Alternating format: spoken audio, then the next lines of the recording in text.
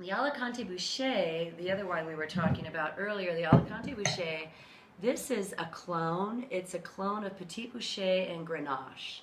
And the clone was discovered or made, invented, I guess you'd say, by Henry Bouschet, God, over 100 years ago.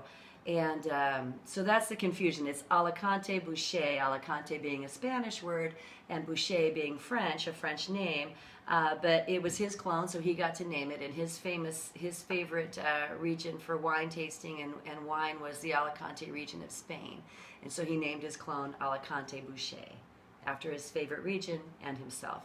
And like I say, it's a clone of Petit Bouchet, which I'm not sure exactly the origins of that, and then Grenache to make a more juicy, fruit-forward grape. And Alicante was primarily used as a blending grape because you could get color and body from using it in blends, you know, to add to, say you've got a Cabernet that's a little thin, you need a little more color, a little more body, you throw some Alicante Bouchet in there, you've got beautiful color, excellent body, but you're not having to get more tannin because the color from Alicante Bouchet comes from the grape itself and not so much from the skin.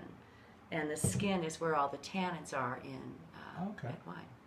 What is Alice's Biscuits? Oh, so Alice's Biscuits is here because we had a friend, John Smith, the original winery owner for way back when, had a friend who came in and looked at the label and said, "Alec, I can't say that. Ala what? I'm going to call it Alice's Biscuits."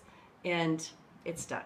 So that is why the wine is still called Alice's Biscuits. For people that don't want to try to say Alicante Bouchet, we say Alicante Bouchet, as much fun to drink as it is to say.